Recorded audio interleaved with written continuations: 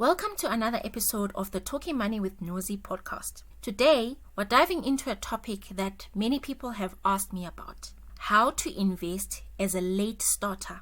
Whether you're in your late 40s or even 50s, it is never too late to start building your financial future.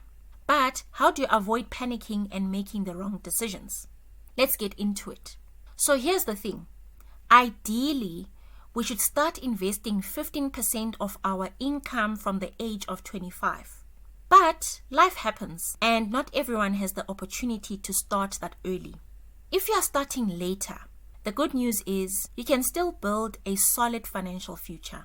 It just requires a bit more strategy and discipline.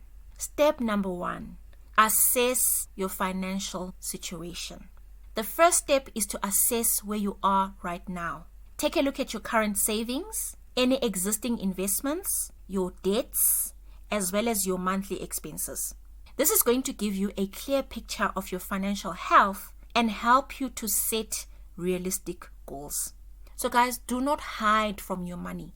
A lot of people are embarrassed or they are too scared to confront their financial situation. They prefer to hide. But how does that help you in any way? It does not help, right? In fact, it makes the situation even worse because then you can't plan and you're stuck. So take a look at your finances. It might be scary. It might be embarrassing. You might feel embarrassed of the wrong decisions you've made up to now. But forgive yourself. This is now your chance to make amends, and you can't afford to delay. Step number 2, set clear and achievable goals. So once you know where you stand, then you are able to set your goals. Ask yourself, do you want to retire comfortably? Do you want to buy a home? Do you want to travel? Whatever your goals are, make sure that they are specific. So you can't say, I want a lot of money. What is a lot of money? Be specific. Is a lot of money to you 500,000 rand? Or 1 million? Or 2 million? 5 million? Be specific. Also, your goals must be measurable. Okay, you're going to be reviewing these goals maybe once a quarter or once every 6 months or once a year, for example. And also be realistic. You can't be, let's say you're in your 50s, you don't have any savings, you don't have any investments, you are employed just like the rest of us, you don't have like a super mega business. You can't say, I want to have 2 billion in the next 10 years. That's unrealistic. You are setting yourself up to fail. If you're starting late, you may need to adjust your expectations, and that's okay. Step number 3, create a budget and stick to it. Budgeting is not a swear word, okay? Budgeting is crucial for anybody, but especially when you're starting late.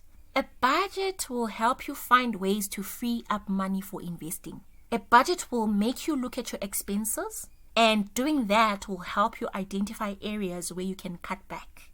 Maybe you can cancel some subscriptions that you're not using, or maybe you can reduce your entertainment budget, for example. Maybe you can see you've been paying for something that you never used or haven't used or don't need anymore. The earlier you get a budget together, the better. And remember, guys, every little bit of money counts. So if you can find in your budget free money, direct it to your savings, direct it to your debts, direct it to your investments. Step number 4, maximize your contributions. If you are employed and you have a pension or provident fund, take full advantage of it. If you are self-employed or your company doesn't offer a pension or provident fund, you can open a retirement annuity. Take advantage of that as well. Remember, I said to you in a previous episode, you can contribute as much as you like to pension funds. There is no ceiling. Step number 5 is to diversify. What does it mean? It is spreading your investments across asset classes and even geographies. So what I've noticed when I've spoken to some late starters, people have a bias towards property. Property is okay, but putting all your money in property, especially like if you don't even have multiple properties, 1 or 2 properties is just not enough. is not diversified enough because you are depending on everything going right with that particular investment. And we all know that not everything always goes right, especially in the property space. What happens if you can't find tenants? What happens if some other issue happens to our economy and, our investments don't perform as they should?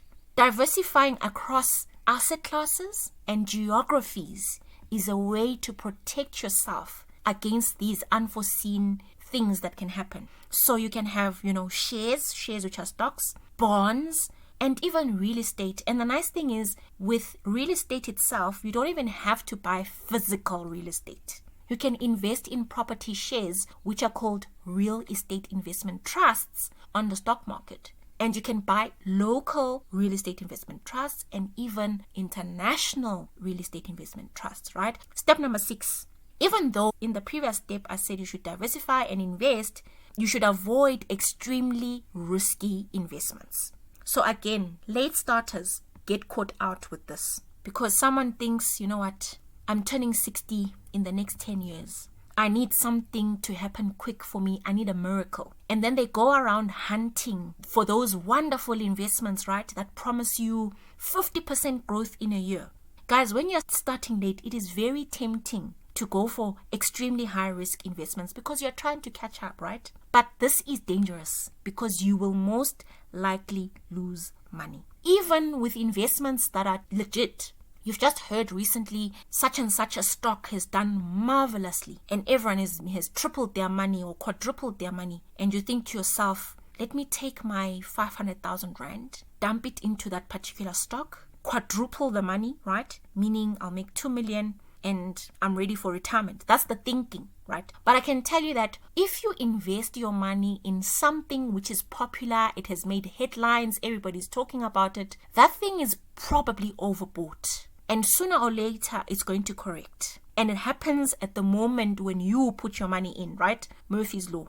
When you put your money in, that stock is going to tank. And there goes your retirement. So instead of doing that, focus on a properly balanced portfolio. People hate this word, balanced portfolio, but it works.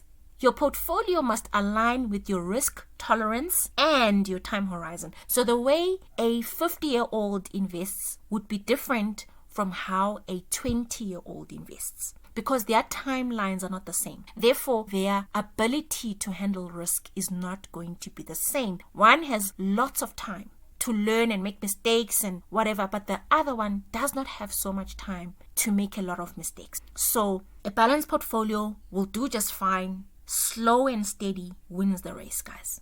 Step 7, seek professional advice.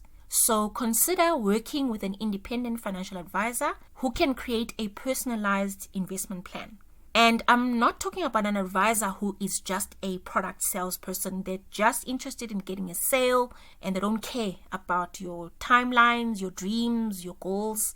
I'm talking about an advisor who understands your specific needs.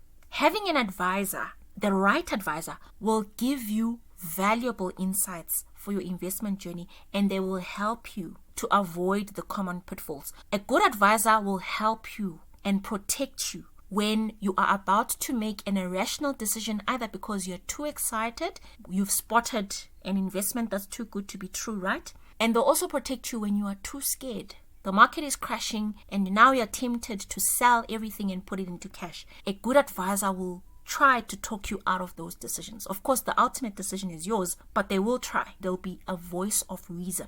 Step number 8, stay informed and keep learning. Financial markets are constantly changing. I'm not saying you should become a guru of the financial news, etc., but you need to stay informed. It's crucial. Dedicate maybe 30 minutes or even 15 minutes of your day to read a book, listen to a podcast, and to read news from credible news sources. There's a lot of fake news out there, so you should be very careful. Know how to distinguish between what is true and what is not. The more you know, the better the decisions you can make. Sometimes we make the wrong decisions because we are uninformed. Step number 9, plan for the unexpected. Life is unpredictable. Make sure you have an emergency fund to cover unexpected expenses. This is going to prevent you from dipping into your investments when something unexpected comes up. So a lot of times people say, isn't an emergency fund a waste? I could be earning a return on that money. Guys, an emergency fund is not for returns. An emergency fund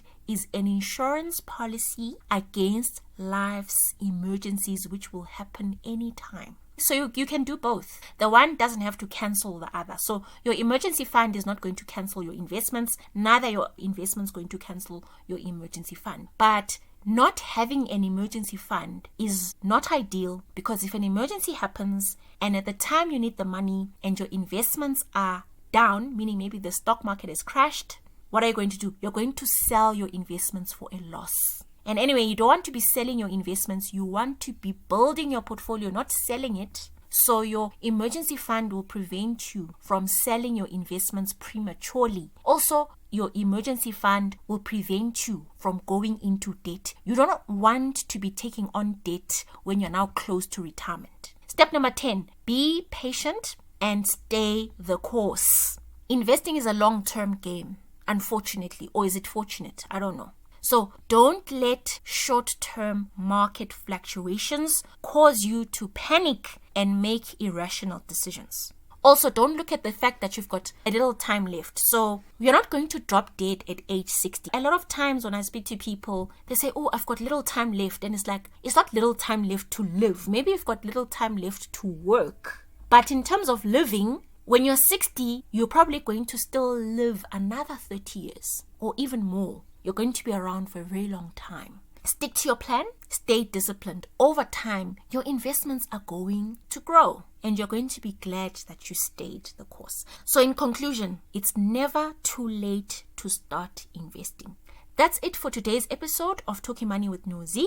If you found this information helpful, please share it with your friends and family. And don't forget to subscribe to my podcast for more financial tips. Until next time, happy investing. Please note that the information, opinions, and recommendations presented in this podcast are for general information purposes only and should not be considered as financial advice. Each individual's financial situation is unique, and the content discussed in this podcast may not apply to your specific circumstances, needs, or goals. I encourage you to seek professional financial advice and do your own research before making any major financial decisions.